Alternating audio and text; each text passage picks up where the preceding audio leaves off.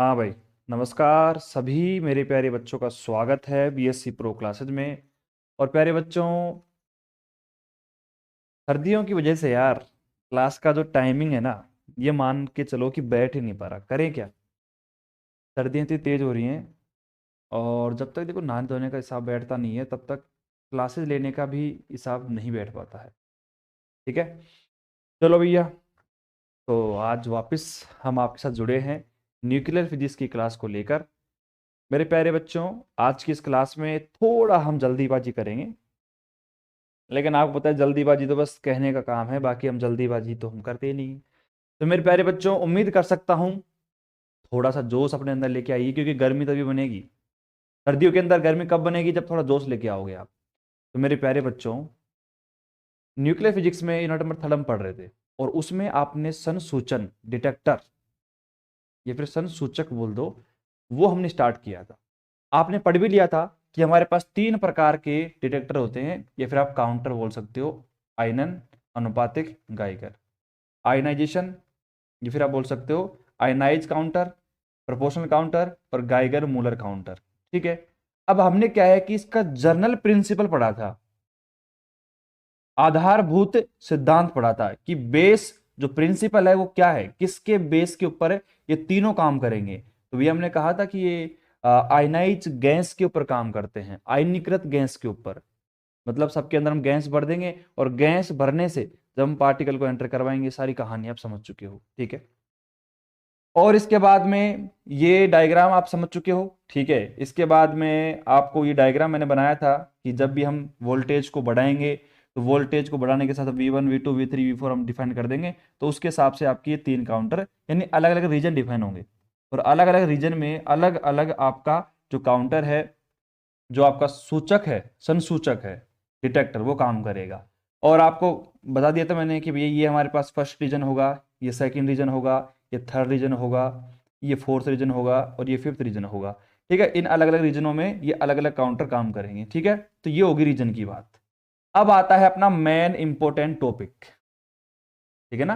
ये अपना मेन पहला काउंटर है जिसे अपन कहते हैं आयनाइजेशन काउंटर, या फिर आप बोल सकते हो आयनन को। ये मतलब हेडिंग डाल देना, क्योंकि ये हेडिंग यहाँ पे डली हुई नहीं है। अगर मैं आपको बताऊं, ये हमारा पहला काउंटर है। ठीक है। जिसको अपन बोलते हैं आयनन गणितर। यहां से हमारा पहला जो काउंटर है वो चालू हो जाता है, आयनन गणितर। ठीक है। अब मेरी बात ध्यान से सुनना भैया। आयनन गणितर, आयनन कोष्ट के हिसाब से हम स्टार्ट करते हैं यहाँ पे। तो आपको पता है सबसे पहले जो इंपॉर्टेंट है किसी भी काउंटर के लिए, किसी भी सूचक के लिए, वो इंपॉर्टेंट क्या है? वो है इंपॉर्टेंट उसका डायग्राम, उसकी शेप कैसी होगी, वो बनेगा कैसे। तो मैं आपको बताऊं, जो हमने बेस प्रिंसिपल पढ़ा था ना, आपका आधारभूत सिद्धांत पढ़ा था, उसी का जैसा एक डायग्राम बनेगा। किसका?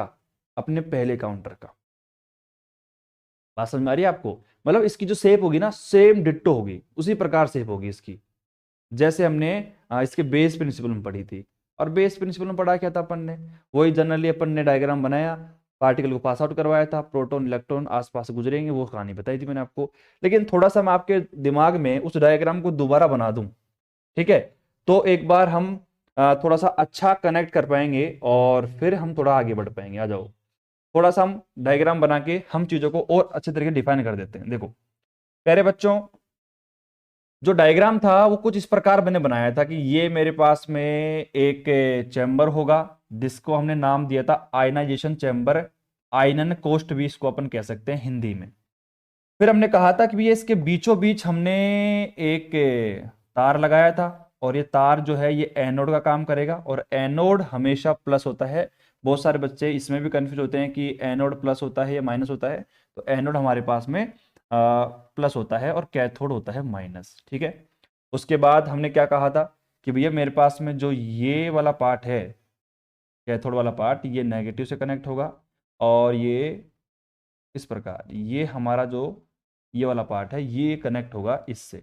और ये हमारा कैपेसिटर, संधारित्र भी इसमें मैंने कनेक्ट करा था, और इसमें मैंने एम्पलीफायर एक प्रवर्धक भी कनेक्ट करा था यहाँ पे। और इनका क्या काम है, एम्पलीफायर क्या काम है भाई, परिवर्तक का क्या काम है कि अगर मेरे पास में मान लीजिए कि थोड़ी सी वोल्टेज कम, धारा करंट कम बन रही है, ठीक है, और करंट को मुझे यहाँ पे रिसीव करना है, तो इससे क्या है कि थोड़ा करंट को बढ़ा देंगे और फिर हम उसको रिसीव कर लेंगे। बस यही कहानी है नॉर्मली। अब यहाँ पे बात को गौर से सुनना। बात ये थी कि जब मैं किसी पार्टिकल को यहां पर एंटर करवाता हूं ना, जैसे कि मैंने कहा कि मेरे पास में एक दूसरा कलर ले लेते हैं, जैसे कि रेड ले लेते हैं। सपोज करो मैंने यहां से इस पार्टिकल को पास आउट करवाया था, ठीक है, यही तो था। तो हमने एक डायग्राम तो ये बनाया था कि इस पार्टिकल के आसपास में आपका प्लस चार्ज और पॉजिटिव चार्ज नेगेटिव चार्ज बन जाएगा, ठीक है, क्योंकि आपको पता है जैसे ही ये पार्टिकल जाएगा, अरे भाई किसी भी मेले में भीड़ में जब आप अचानक तेजी से जाओगे तो लोगों से टकराते हुए जाओगे, तो आपका भी सर फूटेगा और लोगों का भी सर फूटेगा, ठीक है। इसका मतलब क्या है कि भैया जैसे ही ये पार्टिकल गैसों के पार्टिकल से टकराएगा, तो टकराने के बाद प्लस माइनस जो मॉलिक्यूल हैं वो जनरेट होंगे, वो बनेंगे ऑटोमेटिक जब टक्कर होगी तो, ठीक है। तो जैसे ही गैस के जो पार्टिकल्स हैं वो टकराएंगे इससे, तो वो आयनाइज हो जाएंगे, तो पॉजिटिव माइनस बनेगा। कहानी यही है। अब आपको पता है और मुझे पता है कि भैया जो प्लस चार्ज है वो नेगेटिव की तरफ भागेंगे। तो देखो ये मेरे पास में जो प्लस चार्ज है वो जाएंगे नेगेटिव की तरफ। ये मेरे पास प्लस चार्ज था, ये नेगेटिव की तरफ जा रहा है, ठीक है। अब मान लीजिए कि सपोज करो कोई इलेक्ट्रॉन है। अब सपोज करो ये इलेक्ट्रॉन है, और इलेक्ट्रॉन कहां जाएगा, इलेक्ट्रॉन किधर भागेगा, इलेक्ट्रॉन भागेगा भैया एनोड की तरफ। इस बेसिक कॉन्सेप्ट को सीखो। बाकी इसमें बना दो ऐसे तो बहुत सारे पार्टिकल्स आएंगे ऐसे, ये गैस भी भरी हुई है इसके अंदर, इसको भी दिखा दो आप। लेकिन जनरली कॉन्सेप्ट जो सिखाना चाहता हूं मैं वो यही है कि इलेक्ट्रॉन जो है वो एनोड की तरफ भागेगा, और जो हमारे पास प्रोटॉन है जिसको अपन कैटाइन भी कहते हैं, प्लस चार्ज, वो भागेगा कैथोड की तरफ, ठीक है। अपोजिट चार्ज है वो अट्रैक्ट करेगा एक दूसरे को, सिंपल सी बात यही है। तो ये बेसिक कॉन्सेप्ट आपने सीख लिया, ठीक है ना। अब इसी बेसिक कॉन्सेप्ट को यूज करके हमारा जो पहला काउंटर है उसको हम हवा में उड़ा देंगे। लेकिन एक एक बात ध्यान सुनना कि जो पहला काउंटर है अपना, इस पहले काउंटर में थोड़ी सी जो कैलकुलेशन है ना वो थोड़ी सी परेशान कर सकती है आपको।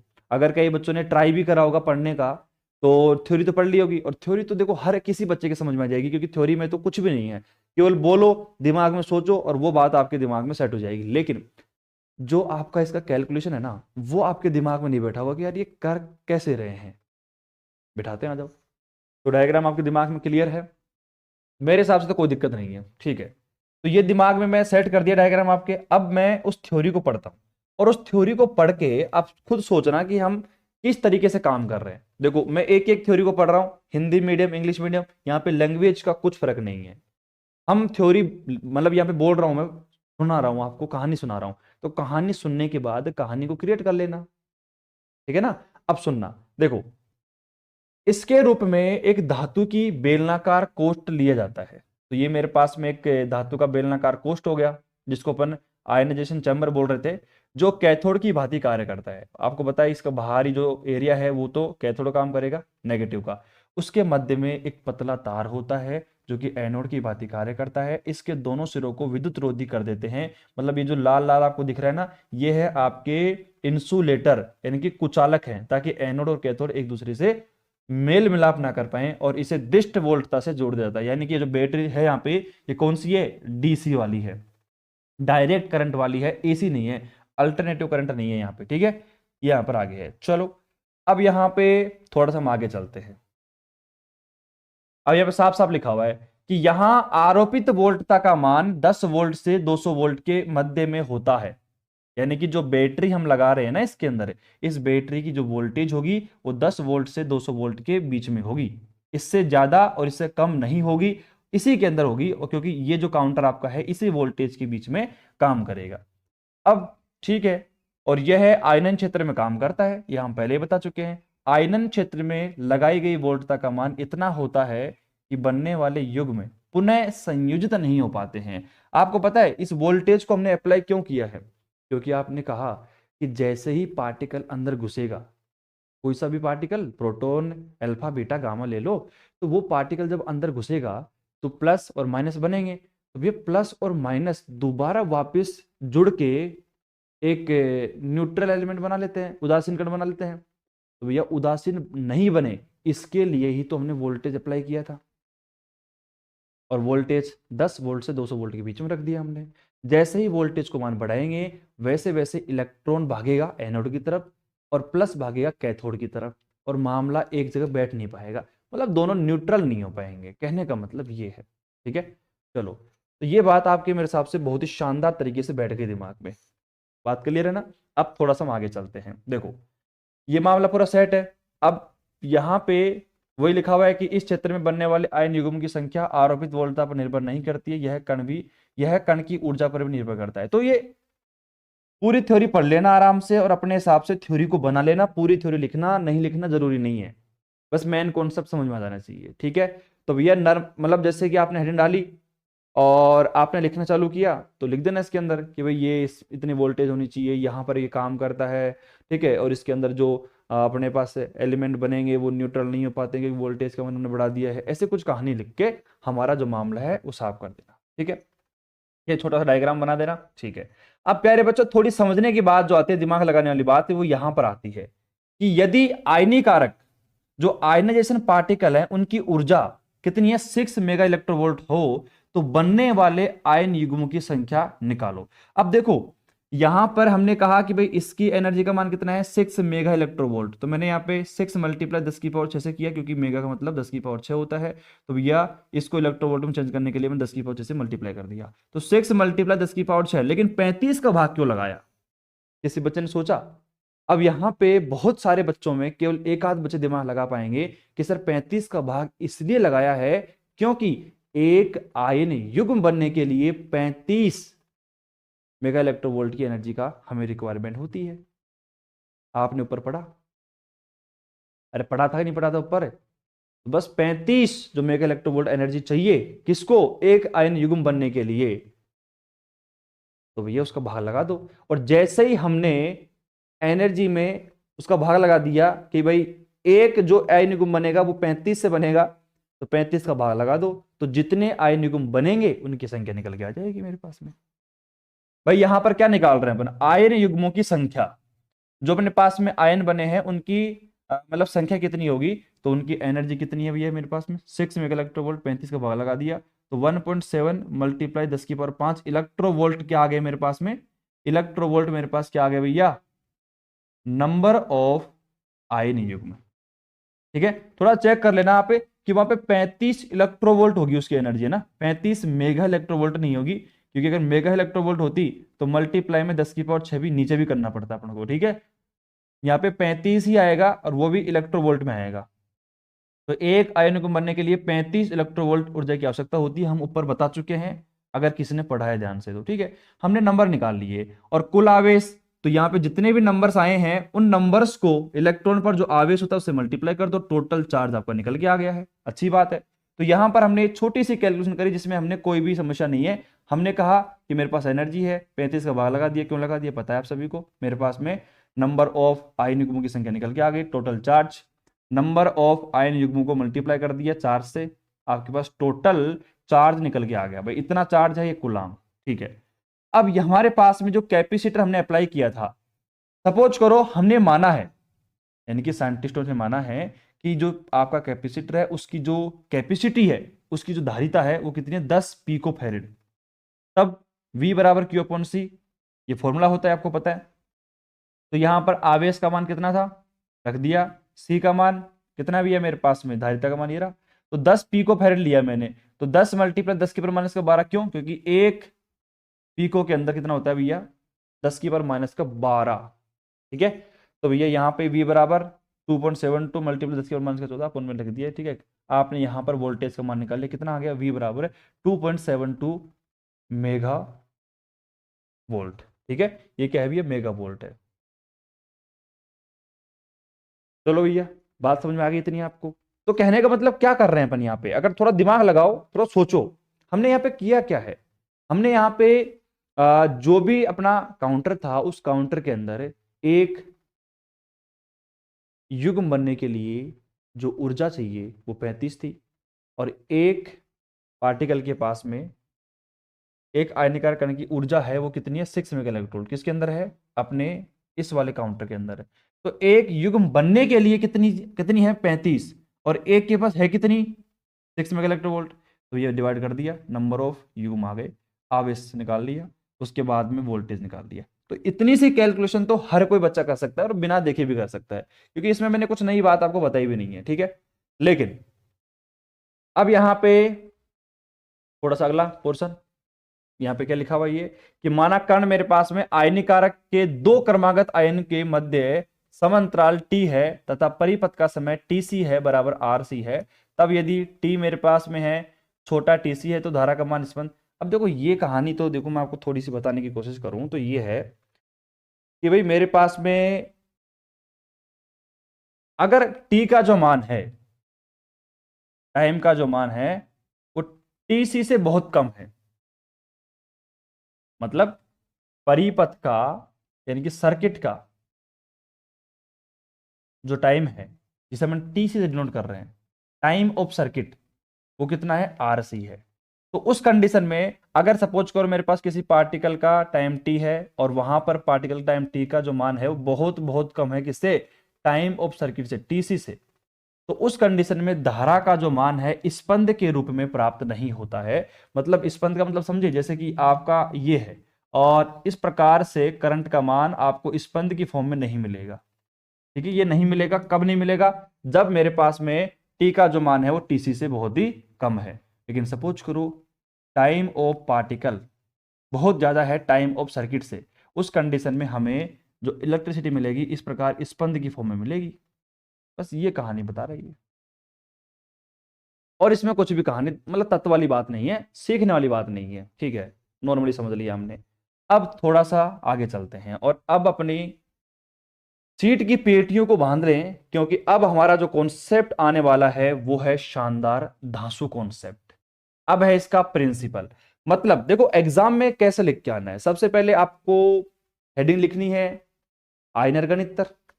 अब जैसे आयनर गणित्र आपने हेडिंग डाल ली, उसके अंदर आपको क्या लिखना है, उसके बारे में लिखना है थोड़ा बहुत, ठीक है। उसके बारे में लिख के वो छोटी सी कैलकुलेशन जो हमने करी उसको कर देना, और ये बाद में जो हमने लाइन लिखी वो लिख देना।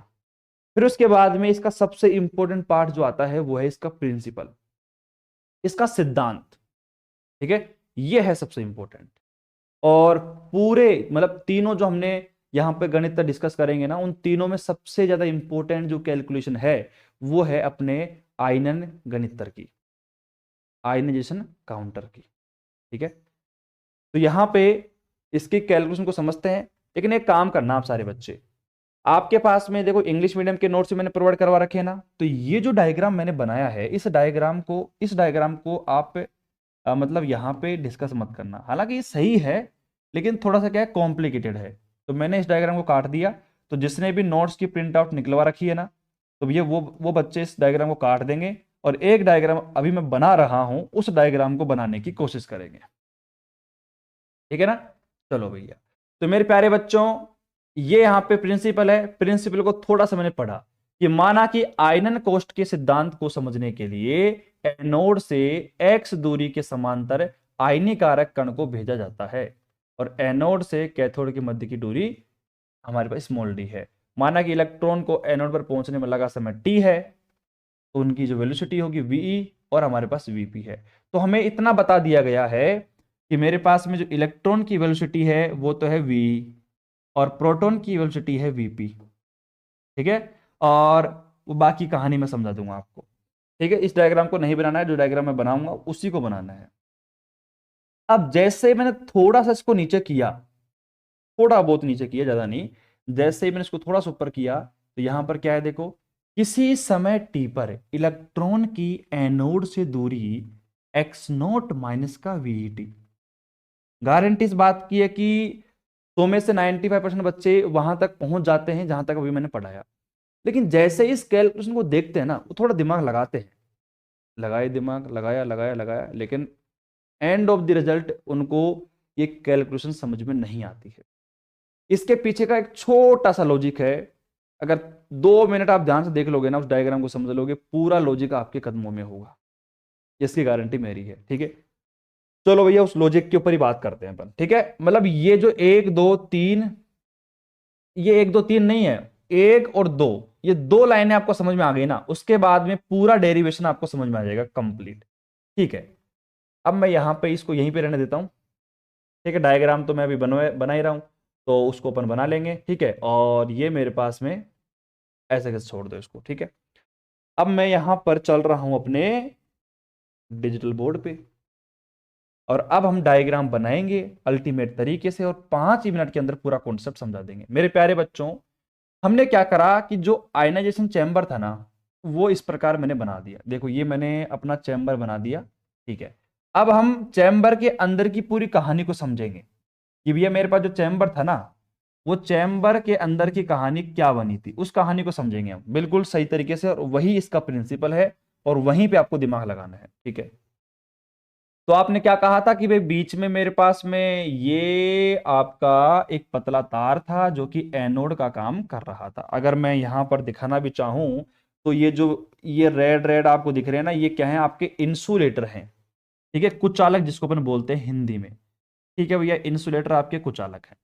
अब मेरी बात को ध्यान से सुनना, हम कह क्या रहे हैं अभी। अब थोड़ा सा फोकस करोगे तो आपको 2-3 बातें बताई थी उसने। क्या बताई थी कि इस प्रिंसिपल को समझने के लिए, इस प्रिंसिपल को समझने के लिए हम क्या करते हैं, ये जो एनोड है, इस एनोड से कुछ डिस्टेंस पर इसके ही पैरेलल के अंदर, इसी इसी के पैरेलल में हम एक लाइन बनाते हैं। ये देखो, इसी के पैरेलल में हमने एक लाइन बना दी। मतलब ये जो मेरे पास में एनोड है ना, इस एनोड के ही समांतर, या फिर आप कह सकते हो कैथोड के समांतर, तो दोनों की बराबर ही है। तो मेरे प्यारे बच्चों, कंफ्यूज मत होना, ये तो है मेरे पास में एनोड जिसे कहते हैं प्लस, और ये है मेरे पास में कैथोड जिसे कहते हैं माइनस, और नीचे भी अपना कैथोड ही है, तो ये भी आपका माइनस ही होगा। बहुत ही शानदार तरीके समझाएंगे, पूरी कॉलेज में किसी को समझ में नहीं आया होगा ये डेरिवेशन, मेरी गारंटी इस बात की। लेकिन आप जैसे समझ लो, अपने दोस्तों को बता देना कि ये ऐसे होगा और इस कॉन्सेप्ट से होगा, ये देखना आप।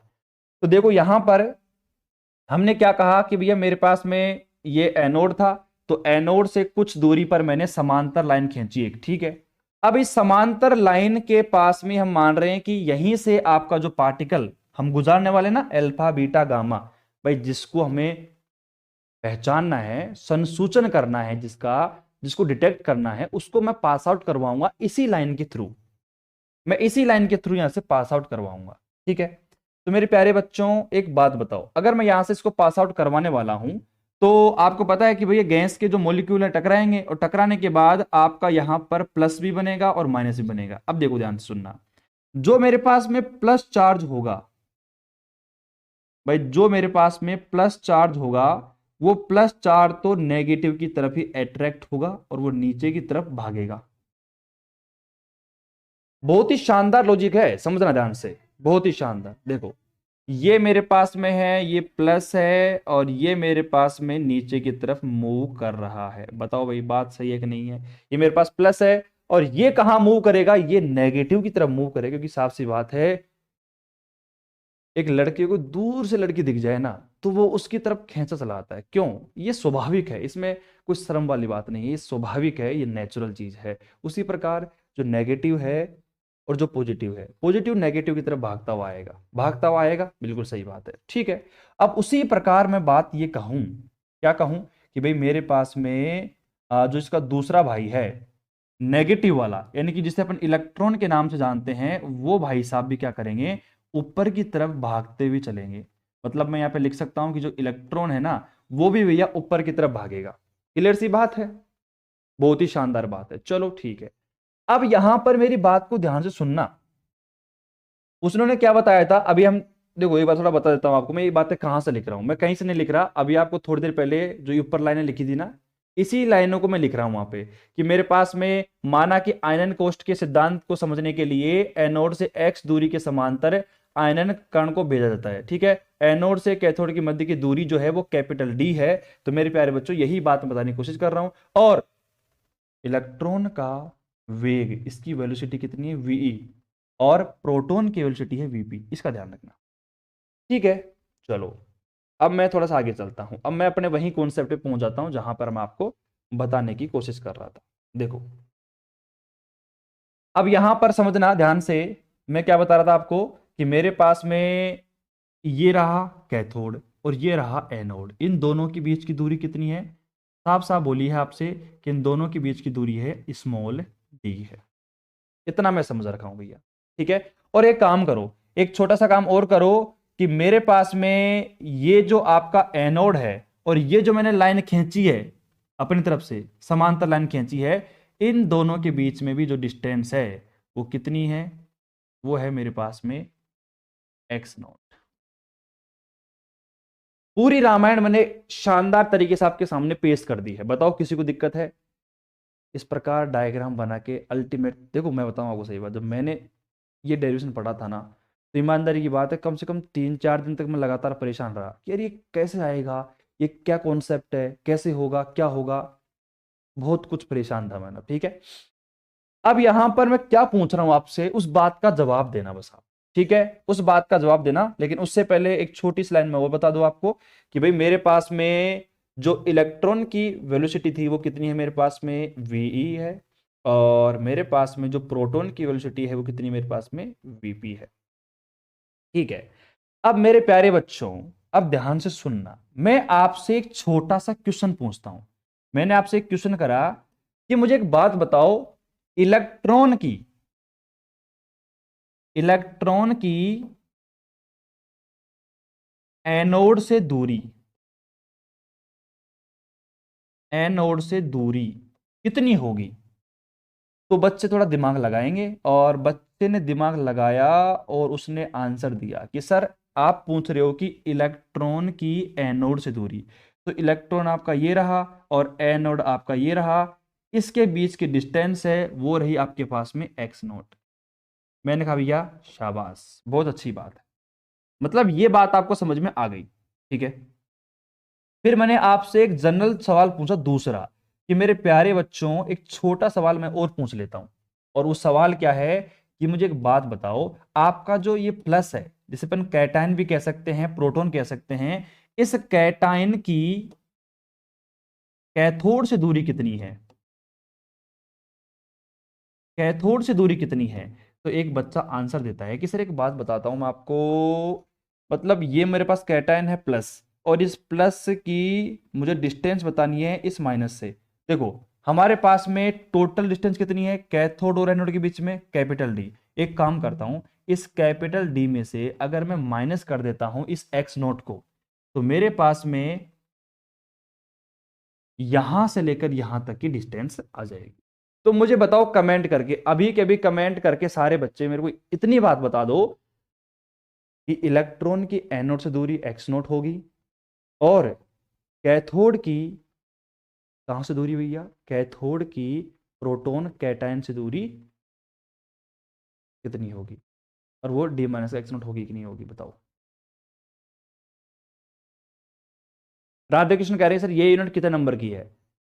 सारी यूनिट 8-8 नंबर की हैं भैया, 4 यूनिट आपकी होती हैं, सारी यूनिट 8-8 नंबर की होती हैं, 8 चौक 32, 32 33 नंबर का आपका पेपर होता है, ठीक है। 8 से कोई सी यूनिट कम नहीं है। तो मेरे प्यारे बच्चों, उम्मीद करता हूं कि आपको इतना समझ में आ गया है कि इलेक्ट्रॉन और प्रोटॉन, या फिर आप कह सकते हो कैटायन प्लस चार्ज की दूरी जो है वो एनोड से और कैथोड से कितनी है। तो जनरली आपने बता दिया, ठीक है। इलेक्ट्रॉन की एनोड से दूरी एक्स नोट है, और आपके प्लस की कैथोड से दूरी, मतलब प्लस की तो यहां से देखनी है और इलेक्ट्रॉन की यहां से, तो डी माइनस का एक्स नोट, ठीक है। अब मैं गया खुशी खुशी, अब भाई आपने कहा कि मतलब सर ने समझा दिया, और मैं खुशी खुशी गया, और मैंने जैसे ही अपने डेरिवेशन के अंदर ध्यान पूर्वक देखा, तो भाई मेरे तो होश उड़ गए। यहां पर क्या लिखा हुआ है कि किसी समय टी पर इलेक्ट्रॉन की एनोड से दूरी एक्स नोट माइनस का वीटी है। अब ये क्या कॉन्सेप्ट आ गया? अभी तो सर ने थोड़ी देर पहले क्या बताया था कि जो आपका इलेक्ट्रॉन होगा, इलेक्ट्रॉन और एनोड के बीच की दूरी कितनी थी? X note. लेकिन ये क्या चक्कर है, एक्स नोट में से वीटी कहां से कम कर दिया हमने? और दूसरा जो है, किसी समय टी पर धनायन की कैथोड से दूरी, जो मेरे पास प्लस चार्ज है, उस प्लस चार्ज की कैथोड से दूरी कितनी है? डी माइनस का एक्स नोट प्लस बीपीटी। ये क्या चक्कर है, ये कहां से आ रहा है भैया, ये क्या चक्कर है?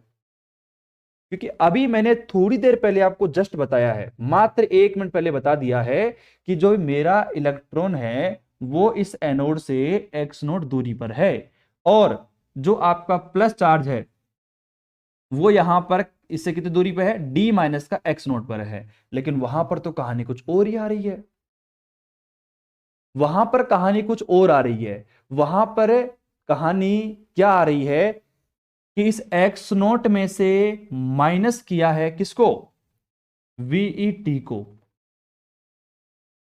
और यहां पर ये डी माइनस का जो एक्स नोट था ब्रैकेट बनाओ यहां पे, और एक्स नोट प्लस में यहां पर वीपी टीवी करो, तब जाके डिस्टेंस आई है। लेकिन मेरे प्यारे बच्चों, आपको बताऊं लॉजिक, लॉजिक ये है कि जो हमने बातें लिखी है ना वो बिल्कुल सही है। मतलब हमने जो बातें लिखी हैं वो बिल्कुल सही लिखी हैं। ऐसा क्यों कह रहा हूं मैं, क्योंकि हमने जो वर्ड यूज किया है वो बिल्कुल एग्जैक्ट है कि इलेक्ट्रॉन की एनोड से दूरी एक्स नोट ही होगी और प्लस की कैथोड से दूरी डी माइनस का एक्स नोट ही होगी। ये बिल्कुल करेक्ट है, एकदम सही है। लेकिन जो डेरिवेशन में लाइन यूज करी है ना, उस लाइन को आप पकड़ नहीं पाए, उसको कैच नहीं कर पाए। अब वो लाइन क्या थी, आ जाओ आपको थोड़ा समझाता हूं मैं। वो लाइन ये कह रहा है कि किसी समय टी पर इलेक्ट्रॉन की एनोड से दूरी, मतलब किसी समय टी पर कोई टाइम है टी, उस टाइम टी पर इलेक्ट्रॉन की दूरी निकालनी। अब आता है सेकंड लॉजिक, और वो यहां पर ये कैसे आता है उसको बताते हैं। बाकी जो मैंने बताया वो बिल्कुल सही है, लेकिन ये पूछ रहा है किसी समय टी पर। ये कॉन्सेप्ट आपको समझना पड़ेगा, बहुत ही शानदार तरीके से समझाता हूं, आओ। कोई भी नहीं समझाएगा आपको ऐसा, गारंटी लेता हूं मैं इस बात की। आ जाओ भैया। तो ये मेरे पास में कहानी सही थी, ठीक है। अब भैया मामला बैठा नहीं, ठीक है, और मामला बैठा नहीं तो हमने क्या करा कि यार ये तो किसी समय टी की बात कर रहा है, तो मैं इसको यहां से हटा देता हूं। तो ये कहानी तो आपको जनरली याद हो ही गई होगी, ठीक है। अब मैं बात करता हूं अपने इस पूरे डायग्राम को थोड़ा सा मैं छोटा कर दूं और ऊपर कर दूं, तो अपना जो कॉन्सेप्ट था वो समझ में आ जाएगा अपने। उधर कर दूं क्या इसको मैं, हाँ इधर ही कर देता हूं, ठीक है। चलो, दिख रहा है सभी को डायग्राम, डायग्राम तो दिख रहा है सभी को, ठीक है। और डायग्राम थोड़ा छोटा अगर दिख रहा है तो कोई बात नहीं, हम बैठे हैं ना यार, डायग्राम छोटा नहीं दिखना चाहिए, क्योंकि यार इतनी मेहनत कर रहे हैं डायग्राम को बनाने में और सब कुछ करने में, तो डायग्राम में पूरा मजा आना चाहिए, ठीक है। ये देखो आप एक बार, तो ये मेरे पास में कंप्लीट पोर्शन है। अब मेरी बात ध्यान से सुनना, मैं इधर समझा दूंगा वो तो कोई दिक्कत नहीं, लॉजिक वाली बात तो ठीक है। अब ध्यान से सुनना भाई, अब सारे बच्चे मेरी तरफ ध्यान देंगे मात्र 1 मिनट के लिए। प्यारे बच्चों, मैं आपसे एक छोटा सा सवाल पूछता हूं, कितना सा छोटा सवाल पूछता हूं कि भाई मेरे पास में ये पार्टिकल है, अब ये पार्टिकल यहां से गया, ठीक है, और ये पार्टिकल जाने के बाद अंदर घमासान मचा रहा है भैया, और ये प्लस और इलेक्ट्रॉन आपके डिवाइड हो रहे हैं, ठीक है। लेकिन एक बात बताओ, अगर मैं आपसे ये कहूं कि किसी समय टी पर आपको इलेक्ट्रॉन की एनोड से दूरी निकालनी है, तो मेरे प्यारे बच्चों एक बात बताओ, छोटी सी बात तो ये है कि मैं निकाल रहा हूं इलेक्ट्रॉन के लिए, ठीक है ना। अब एक बात है सिंपल सी कि भाई इलेक्ट्रॉन से एनोड की दूरी कितनी है भैया, एक्स नोट है, ये तो मैं जानता हूं। लेकिन भैया किसी समय टी की बात कर रहा है, एक बात बताओ, जैसे ही आपका प्लस और इलेक्ट्रॉन बनेगा, इलेक्ट्रॉन और कैटायन प्रोटॉन जो भी बनेगा, तो बनने के बाद तुरंत कहां पहुंचेगा वो, जैसे ही बनेगा टूटते टूटते ही वो एनोड की तरफ भगेगा, क्योंकि एनोड उसको बुला रहा है, आ जा भैया आ जा, इलेक्ट्रॉन को अपनी तरफ बुला रहा है। तो इलेक्ट्रॉन को जब अपनी तरफ बुलाएगा ना भैया, जैसे ही टूटेगा ना तुरंत वहां से भाग जाएगा। कहने का मतलब क्या है कि भैया जैसे ही इलेक्ट्रॉन टूटा तो टूटने के तुरंत बाद ऊपर की तरफ भागेगा। कहने का मतलब टोटल डिस्टेंस तो एक्स नोट थी, लेकिन भैया आपका इलेक्ट्रॉन थोड़ा आगे पहुंच चुका है, आपका थोड़ा इलेक्ट्रॉन आगे पहुंच चुका है, तो ये जो बीच की डिस्टेंस है इसको मुझे माइनस करनी पड़ेगी। और ये कैसे करेंगे, जनरल फॉर्मूला जानते हैं हम, चाल बराबर दूरी बटे समय, चाल बराबर दूरी बटे समय। तो मेरे पास चाल है और मेरे को दूरी निकालनी है, तो दूरी बराबर कितनी हो जाएगी भैया, दूरी बराबर चाल मल्टीप्लाई समय। इंग्लिश मीडियम की बात करूं तो distance is equal to velocity multiply में टाइम। तो मेरे प्यारे बच्चों वो माइनस क्या कर रहा था, माइनस का वी ई और टी। अब आपको समझ में आ गया कि इस एक्स नोट में से मैंने माइनस वी टी को क्यों किया था, क्योंकि जैसे ही इलेक्ट्रॉन बनेगा ना, तो बनते ही वो तुरंत कहां भागेगा, एनोड की तरफ। और एनोड की तरफ भागेगा तो भैया टोटल दूरी कितनी थी, भाई आप खुद बताओ ना। भाई ये मेरे पास में एनोड था और ये रहा आपका इलेक्ट्रॉन, टोटल दूरी थी एक्स नॉट, लेकिन वो जैसे ही आया वो ऊपर तरफ भागेगा, तो ये बीच की डिस्टेंस है ना उसने तय कर ली, तो ये इतने डिस्टेंस को मुझे वहां पे हटाना पड़ेगा। तो यहां पर आ गया एक्स नॉट माइनस का वीटी। शानदार कॉन्सेप्ट है, अल्टीमेट कॉन्सेप्ट है।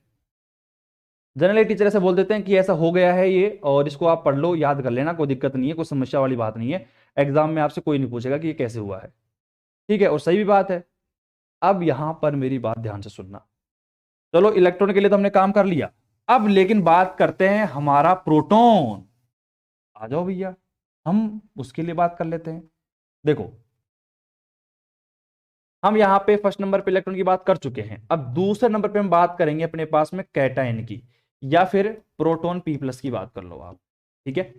प्यारे बच्चों एक बात बताओ, अब जैसे आपका इलेक्ट्रॉन ऊपर की तरफ गया था, वैसे ही आपका जो प्लस चार्ज है वो भी कैथोड की तरफ आएगा।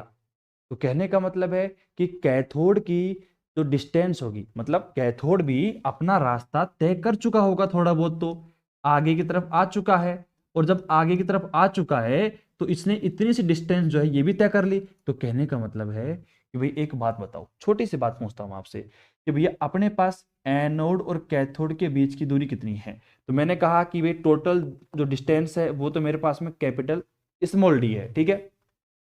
स्मॉल डी में से जब मैंने यहां पर एक्स नोट को माइनस किया था, तो मेरे पास में ये बीच की डिस्टेंस निकल के आ गई थी। भाई कैपिटल डी में से जब मैं एक्स नोट को माइनस कर दूंगा तो मेरे पास में ये डिस्टेंस निकल के आ गई, लेकिन आपका जो प्रोटॉन है वो इतनी दूरी और तय कर चुका है।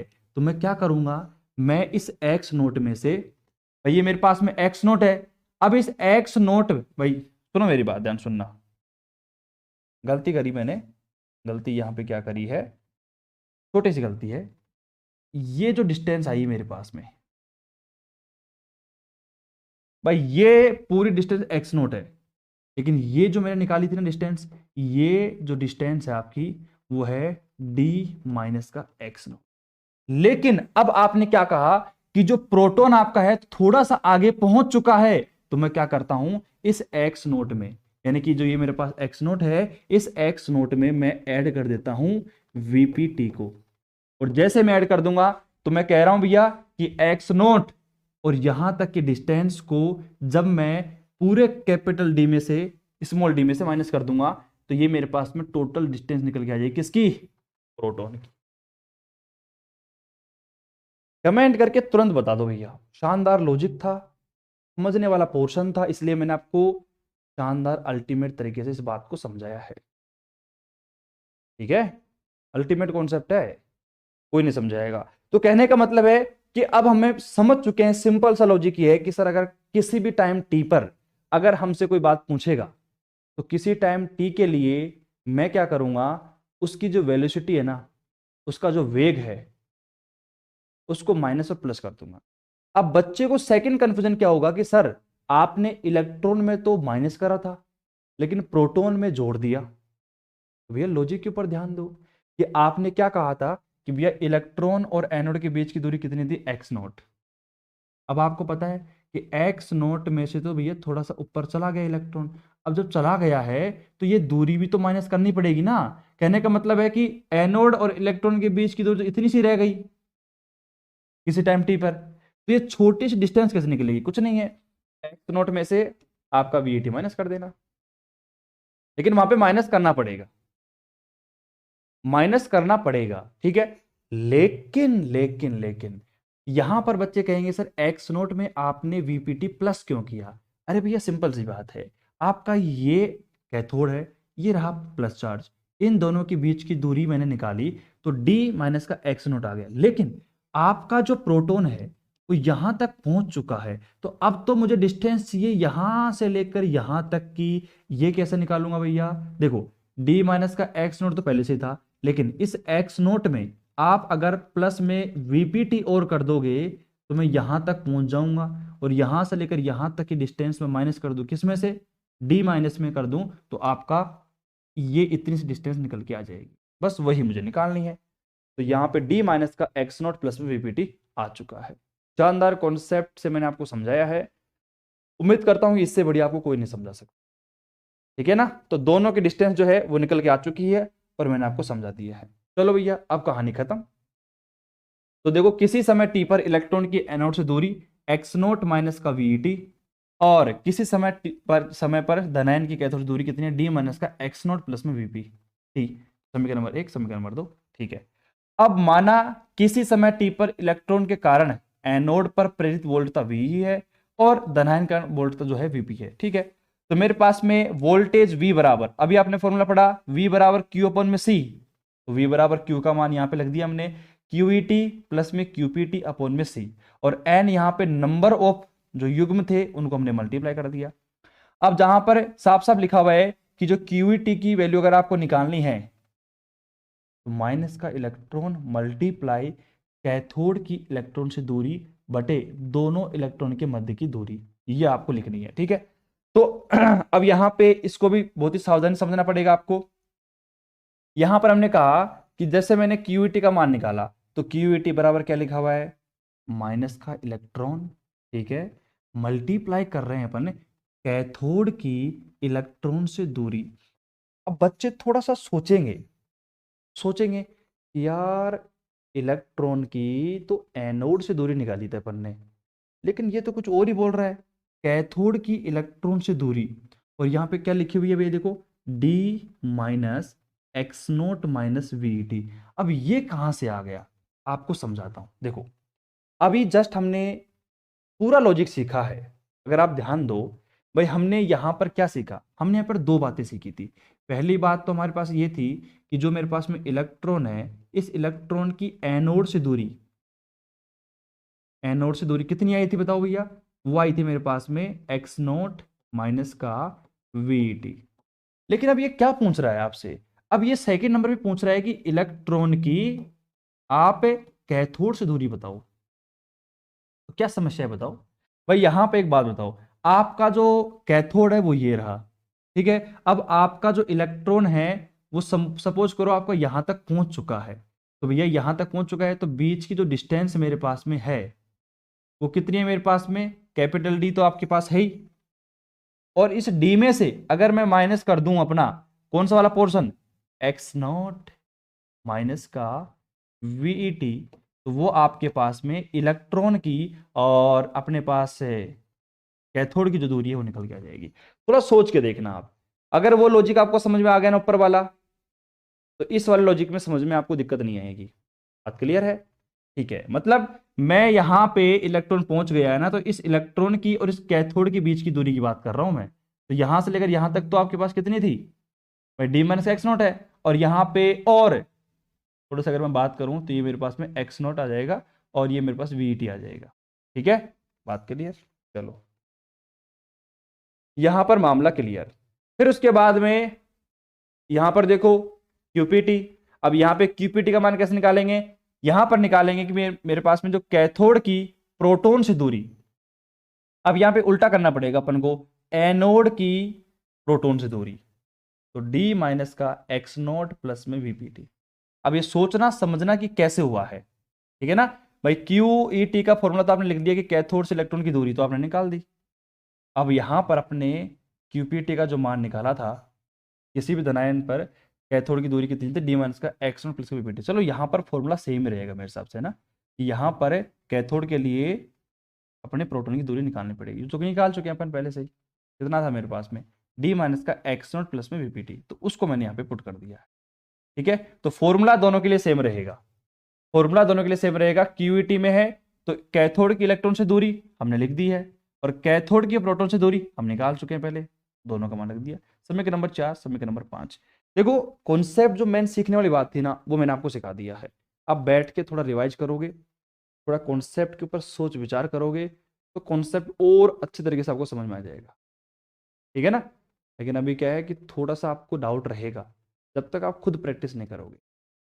बाकी कॉन्सेप्ट मैंने आपको सिखा दिया है। चलो तो यहां पर इतना आ गया आपको समझ में, क्यूईटी क्यूपीटी का मान। अब दोनों का मान समीकरण नंबर 4 और 5 से आ चुका है, तो क्यूईटी और क्यूपीटी का जो मान है अगर मैं समीकरण नंबर 3 में पुट कर दूं तो मेरे पास वी का मान निकल के आ जाएगा। तो यहां पर मान पुट करा तो वी बराबर मेरे पास में आ गया माइनस का एन अपॉन में सी डी, और वी टी प्लस में वीपीटी मेरे पास बचेगा। बाकी सब कुछ मामला कैंसिल हो गया। फिर उसके बाद में क्या कहा कि भाई इलेक्ट्रॉन का द्रव्यमान जो होता है, इलेक्ट्रॉन का मास थोड़ा कम होता है कंपेयर टू आपका प्रोटॉन। तो हमने कहा कि वीटी भैया बहुत ही ठीक है यहां पर। अच्छा अच्छा हाँ, बिल्कुल बिल्कुल सही बात है। तो देखो यहां पर क्या कॉन्सेप्ट लिखा हुआ है, इस कॉन्सेप्ट को भी समझना ध्यान से आप कि भैया ये मेरे पास में लिखा हुआ है कि आपका जो इलेक्ट्रॉन है ना, इस इलेक्ट्रॉन का जो मास है वो बहुत ही कम होता है किससे भैया, मतलब प्रोटॉन के मास से, पी प्लस के मास से। अब एक बात बताओ, जिसका वजन कम होगा वही तेज दौड़ेगा। तो इलेक्ट्रॉन का वजन कम है तो इलेक्ट्रॉन की वेलोसिटी ज्यादा होगी किससे, प्रोटॉन की वेलोसिटी से। कितना शानदार कॉन्सेप्ट है बताओ, सही बात है कि नहीं है। तो मेरे पास में यहां पर वीपीटी को तो हमने हटा ही दिया, यहां से हटाओ बोलो, साइड में करो इसको। और v बराबर माइनस का N E V T upon में सी डी हमारे पास आ गया, ठीक है। ये कॉन्सेप्ट आपने सीख लिया। अब थोड़ा सा आगे चलते हैं, थोड़ा नीचे करते हैं। माना कि इलेक्ट्रॉन को एनोड तक पहुंचने में लगा समय टी है तथा धनायन को कैथोड पर पहुंचने में लगा समय टीपी है। अब देखो, अब यहां पर ये कॉन्सेप्ट अलग आ गया। हमने जब स्टार्टिंग में जो वैल्यू निकाली थी ना कि दोनों के बीच दूरी एक्स नोट है, एक डी माइनस का एक्स नोट है, अब वो वैल्यू यहां पे मैं काम लूंगा। हमने कहा किसी समय टी पर, तो किसी समय टी के लिए तो पूरा काम कर चुके हैं, लेकिन लगा समय टी है और टीपी है, तो उस टाइम पे देखो आप, समय बराबर दूरी बटे चाल।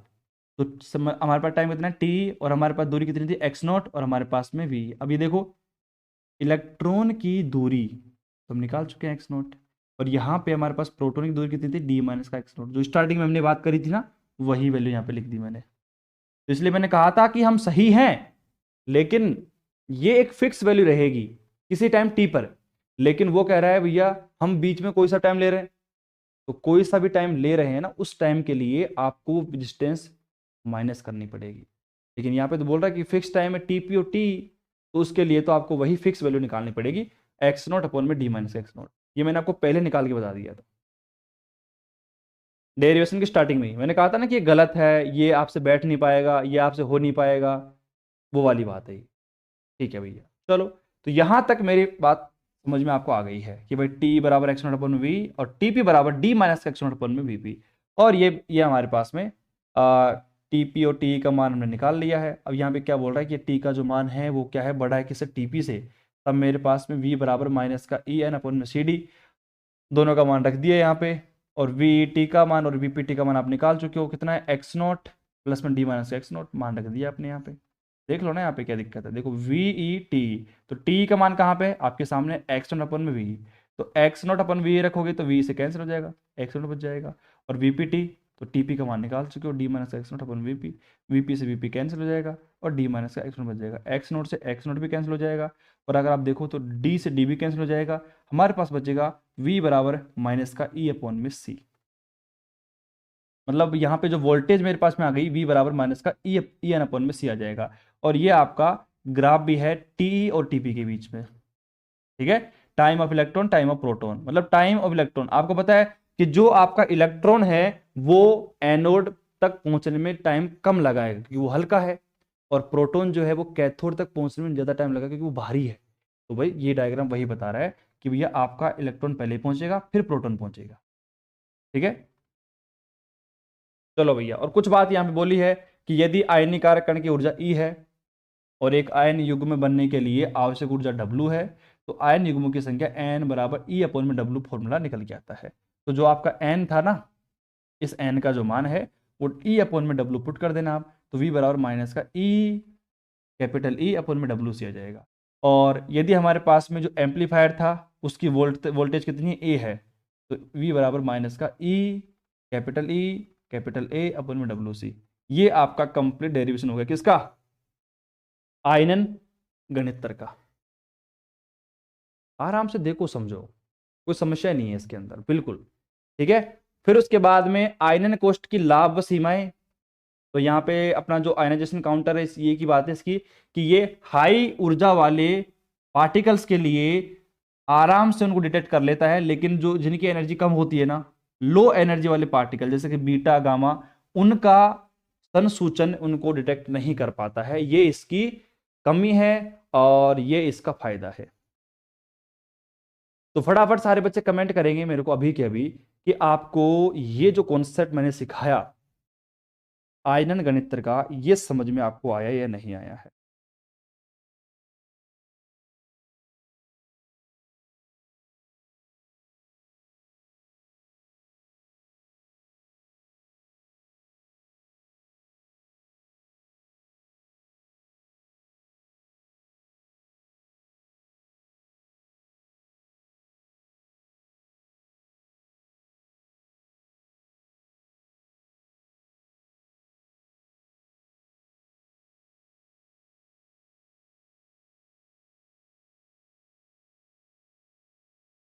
हाँ भाई, तो बताओ कमेंट करके एक बार सारे बच्चे। थोड़ा सा ये है कि आपको मेहनत करनी पड़ेगी इसके अंदर। आप कहो तो मैं एक बार वापस रिवाइज भी करवा दूंगा इसको, एक बार रिवाइज कर लेंगे पूरे डेरिवेशन को, क्योंकि ये 3 नंबर का सवाल आता है एग्जाम में, 3 नंबर का। और 3 नंबर देखो मायने रखते हैं। अगर एक लेक्चर के माध्यम से हम 3 नंबर पक्के कर सकते हैं तो क्यों नहीं करें बताओ। अगर एक लेक्चर से हम 3 नंबर पक्के कर सकते हैं तो क्यों नहीं करें। ठीक है, तो ऑडियो वीडियो एकदम सही है, कोई समस्या किसी को मेरे हिसाब से नहीं होनी चाहिए, प्रॉपर है ऑडियो वीडियो। चलो, तो मेरे प्यारे बच्चों, एक बार अगर मैं इसको पूरी कहानी को एक बार में समझा दूं, पूरी कहानी को, कंप्लीट कहानी को, तो हम यहां पे समझ सकते हैं भैया। आ जाओ, अपन कराएंगे रिवीजन इसका बहुत ही शानदार तरीके से। आ जाओ भैया, ये इसका डायग्राम तो है ही, इसको छोड़ो। प्यारे बच्चों, हमारा जो काउंटर था उस काउंटर का नाम है आयनाइजेशन काउंटर, जिसको अपन कहते हैं आयनन गणित्र। ठीक है, मैं इसको आईसी के नाम से लिख रहा हूं, आयनाइज काउंटर या फिर आयनाइजेशन काउंटर, आयनन गणित्र। ठीक है, ये मैंने एक बात यहां पे लिख दी है। ठीक है, अब मेरे प्यारे बच्चों, हमने इसमें सबसे पहले क्या करा, सबसे पहले हम इसके बारे में थोड़ा सा परिचय देंगे। इसका इसका परिचय दो आप। तो आपको मैंने क्या समझाया था कि भैया इस गणित्र में जो वोल्टेज का मान है वो 10 से 200 वोल्ट के बीच में रखेंगे मान। ठीक है, और इस वोल्टेज का मान इतना रखने के बाद आप यहां पे देखोगे कि मेरे पास में जो काउंटर है, इसमें जो सेकंड आयन बनेंगे या फिर प्राथमिक आप आयन कह सकते हो, वो दोबारा से एक दूसरे जुड़ नहीं पाएंगे, पुनर्संयोजन नहीं कर पाएंगे, क्योंकि हमने वोल्टेज का मान 10 से 200 वोल्ट के बीच रखा है। ठीक है, और भी इसके बारे छोटी छोटी बातें बता दो कि इलेक्ट्रॉन आया था गया था, सारी कहानी परिचय के अंदर डिस्कस कर दो। ठीक है, अब जैसे आपने परिचय दे दिया है, परिचय दे दिया है, उसके बाद में आप यहां पर फोकस करो सिद्धांत के ऊपर कि इसका प्रिंसिपल क्या है, इसका सिद्धांत क्या है।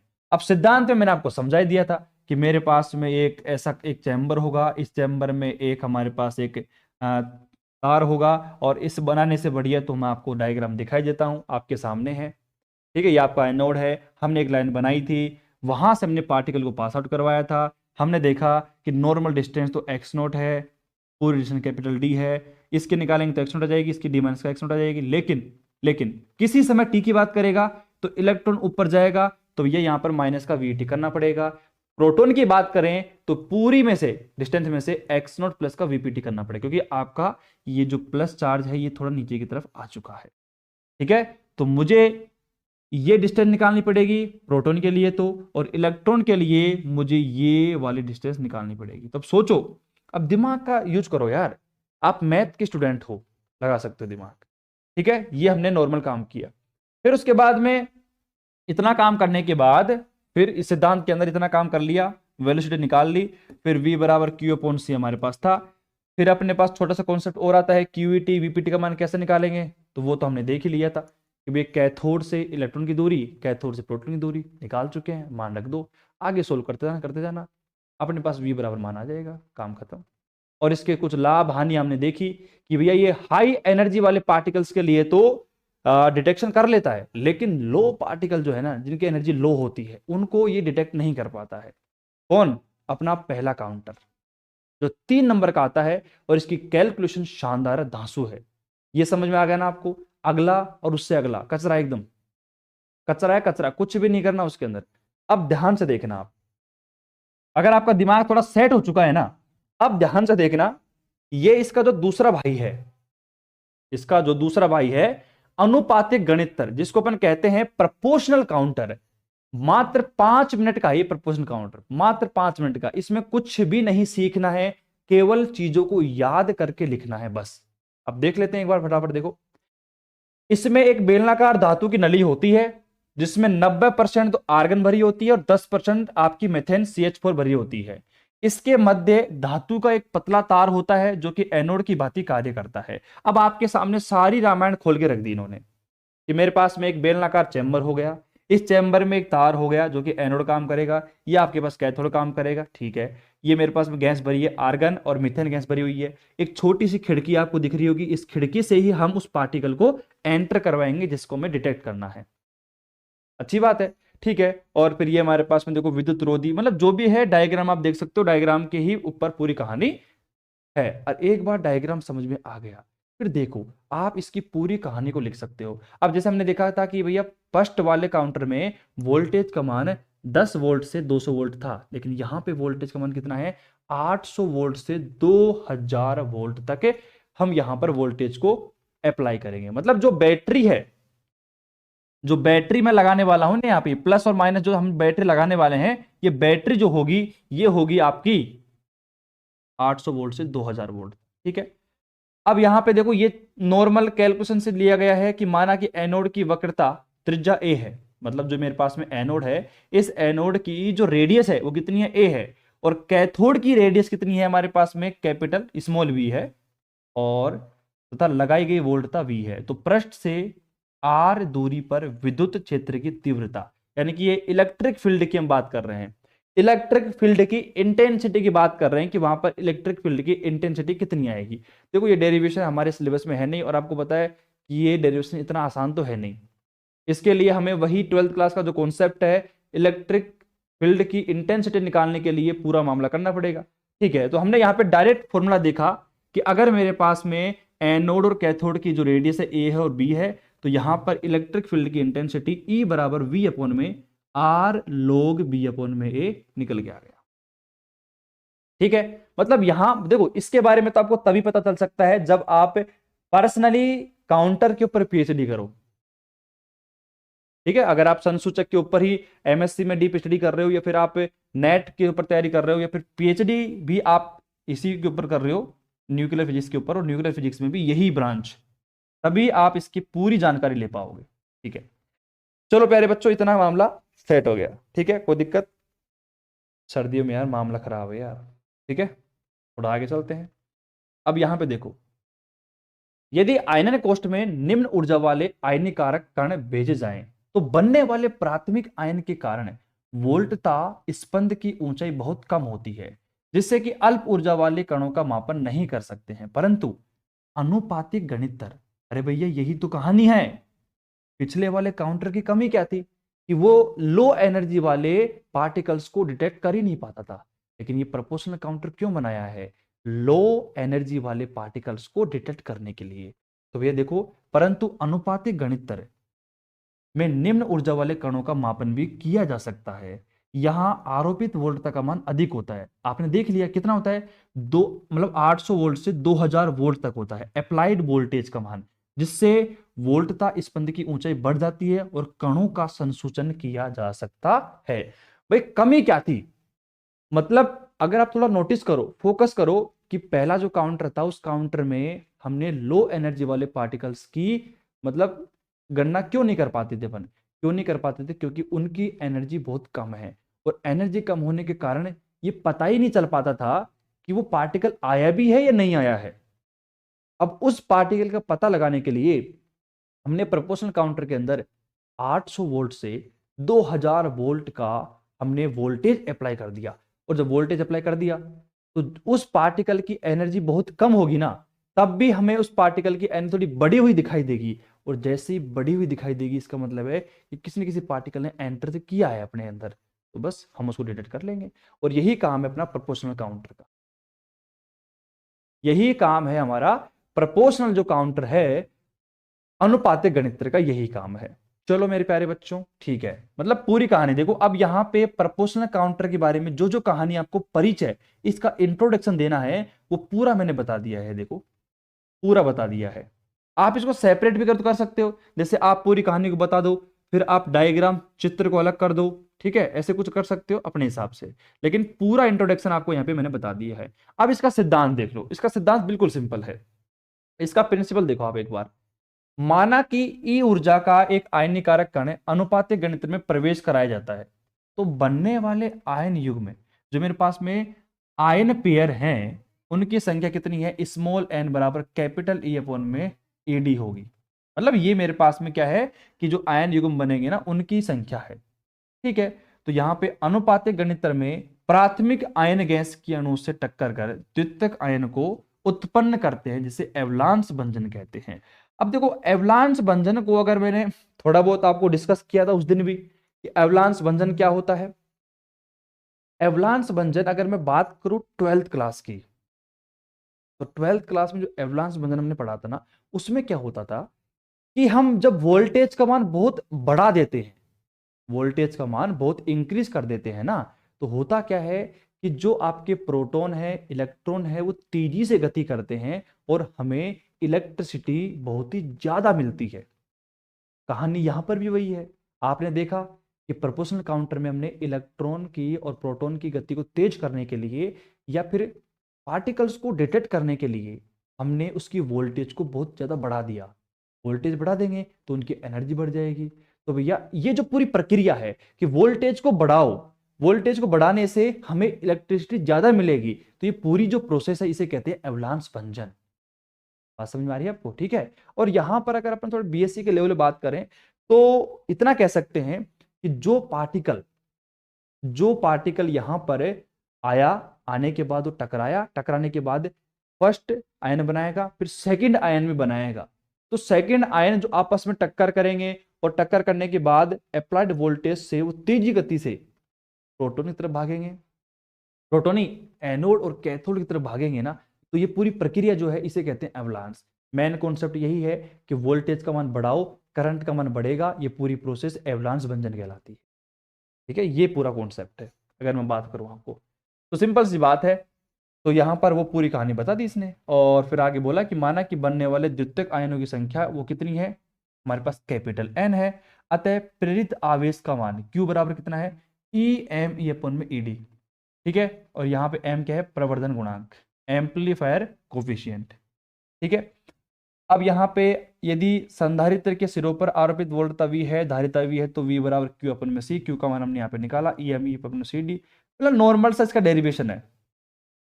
और यदि प्रतिरोध के सिरों पर विभवांतर V है तो V बराबर आई आर, और I का मान Q अपॉन T लिख सकते हैं, और Q का मान हमने निकाल लिया यहाँ से, वो रहा हमारे पास में, तो मान रख दो इनका, तो मेरे पास वोल्टेज आ जाएगी। बस खत्म, ये आपका V का मान आ गया। तो आपने देखा कि वोल्टेज का मान ही मैंने वहां पर निकाला था, लेकिन वहां पर वोल्टेज निकालने के लिए मैंने काफी मेहनत करी थी, लेकिन यहां पर वोल्टेज निकालने के लिए मेहनत नहीं करनी पड़ी। यहां पर सिंपल दो तीन फॉर्मूले, एक फॉर्मूला तो अपना देखो सेकंड आयन जो बनेंगे उनके लिए फॉर्मूला ये रहेगा, और जो फर्स्ट आयन अपने पास में है उनके लिए फॉर्मूला है एन बराबर ई अपॉन में ई डी। ठीक है, तो बस हमने यहाँ पे वोल्टेज का मान निकाल लिया, ये रहा वोल्टेज का मान। दो तीन स्टेप सारे हैं।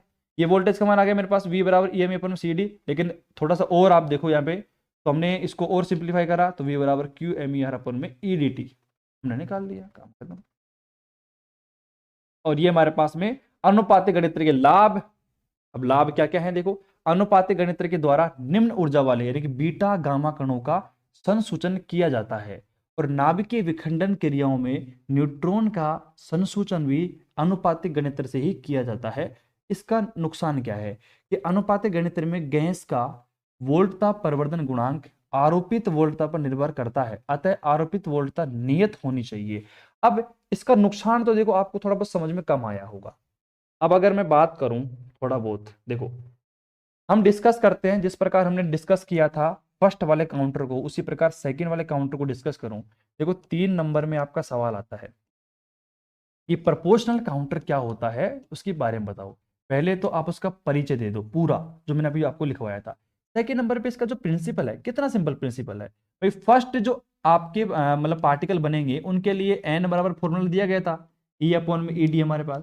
और सेकंड वाले जो हमारे पास पार्टिकल बनेंगे उनके लिए जो चार्ज है क्यू बराबर N E M R upon में जो भी फॉर्मूला था वो हमारे पास दिया गया था। अब यहां पर हमें वोल्टेज का मान निकालना है, V बराबर क्यू अपॉन सी भी हमारे पास फॉर्मूला है कैपेसिटर से, और V बराबर आई आर, जो सिंपल ओम का नियम हम जानते हैं। यहां से वोल्टेज का मान निकाल दो, हमारा काम हो जाएगा। कोई प्रॉब्लम है क्या? दिक्कत ही नहीं है। बस थोड़ा सा क्या माइंड को डेवलप करो, थोड़ा सा इंक्रीज करो यार अपने माइंड को, बस उसके बाद में मामला सेट हो जाएगा पूरा, एकदम कंप्लीट मामला सेट है। ठीक है। और कई बच्चे कह रहे हैं सर सॉलिड में यूनिट नंबर फर्स्ट कब चालू करोगे? देखो जैसे ही न्यूक्लियर फिजिक्स में ये यूनिट नंबर थर्ड खत्म हो जाएगी, तो न्यूक्लियर में थर्ड और फोर्थ खत्म, क्वांटम भी लगभग खत्म ही है अगर आप मान के चलो तो। कई बच्चे कह रहे हैं सर क्वांटम में हमें दिक्कत आ रही है, क्वांटम के नोट डाल दो। भैया क्वांटम यूनिट नंबर फोर्थ में उन सर ने जितना पढ़ाया था ना आपको, उनके नोट डाल दिए थे उन्होंने, तो उतना पढ़ लो आप। ठीक है। और जब भी मेरे को टाइम मिलेगा मैं हर संडे को क्वांटम की क्लास लिया करूंगा। ठीक है। और जैसे ही यहाँ पे न्यूक्लियर में यूनिट नंबर थर्ड कंप्लीट होगी, सोलिड में भी फर्स्ट चलाएंगे और न्यूक्लियर में भी फर्स्ट चलाएंगे। दोनों पेपर सतत पढ़ते रहेंगे और मस्ती से पढ़ेंगे। अब हमारे एग्जाम कभी भी हो, हम इसको जल्दी चालू कर देंगे। 10 जनवरी से पहले पहले आपका ये दोनों पेपर एक साथ चालू हो जाएंगे, सोलिड में भी और न्यूक्लियर में भी। तो देखते हैं फिर, जनवरी हमारे पास में, फरवरी हमारे पास में, जब तक खत्म होता है तब तक चलता रहेगा वो पेपर। ठीक है। काम खत्म। ठीक है ना? हाँ भाई। हाँ वही कह रहा हूँ, मैं सॉलिड की बात कर रहा था मैं भी, आपने कमेंट किया नहीं और मैंने बताया नहीं। मैं क्या कर रहा हूँ, न्यूक्लियर में पहले थर्ड को कंप्लीट कर लेते हैं अपन, और जैसे थर्ड कंप्लीट हो जाएगी, 3-4 दिन की बची हुई है, 10 तारीख से 10 तारीख से पहले पहले खत्म हो जाएगी। और इसमें बचा क्या है इसके अंदर? अब कुछ भी नहीं है। अब एक आपका अपना संसूचक और बचा हुआ है, गाइगर मुलर गणितत्र, वो हो जाएगा अगले लेक्चर के अंदर। और फिर उसके बाद में बचा है त्वरित्र, एक्सलेटर, जिसमें हम पार्टिकल को तेज करवा देंगे। मतलब पार्टिकल गति पहले कम है तो उस पार्टिकल को तेज भगवा देंगे। और इसमें सिंपल सा है, फिक्स है कि भैया एक क्वेश्चन तो अपना फिक्स होता है कि अपना इससे आएगा गाइगर मूलर गणितत्र से, काउंटर से, और एक आता है अपना किससे, त्वरित्र से।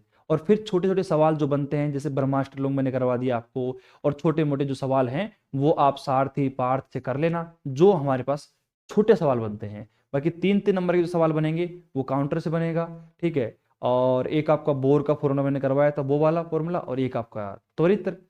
3 सवाल बनते हैं, तीनों में से हर साल सवाल आते हैं, फिक्स सही, इसमें कोई दो राय वाली बात ही नहीं है। ठीक है। तो जैसे एक खत्म हो जाएगी, फिर उसके बाद दोनों को पैरेलल चला देंगे अपन, और सॉलिड में पहली और इसमें भी न्यूक्लियर में पहली यूनिट, दोनों को 1-1 घंटे क्लास आपकी अरेंज हो जाएगी। ठीक है ना? आराम से पढ़ो। तो मेरे प्यारे बच्चों, उम्मीद करता हूं कि आज के पूरे कॉन्सेप्ट में कहीं भी आपको दिक्कत होगी नहीं। दोनों जो काउंटर मैंने पढ़ाए हैं, एक नंबर तरीके से पढ़ाए हैं, तो आप एक बार देख लेना, दोनों काउंटर को बैठ के पढ़ना आराम से। आयनाइजेशन काउंटर हो गया अपने पास में, और प्रोपोर्शनल काउंटर हो गया। ठीक है ना? दोनों आराम से देख लेना भैया, आराम से पढ़ना, क्योंकि थ्योरी थ्योरी है, आराम से थ्योरी को पढ़ो। और कॉन्सेप्ट जो था उसको मैंने बहुत शानदार तरीके से समझा दिया। अगर कहीं पे समझ में नहीं आता तो वीडियो लेक्चर को देखो, खोलो, और वीडियो की स्पीड को कम रखो, और उस बात को पकड़ने की कोशिश करो जहां पे उस बात को मैंने बताया था। बस काम खत्म। ठीक है। राम राम। आज के लिए इतना है। ठीक है। धन्यवाद।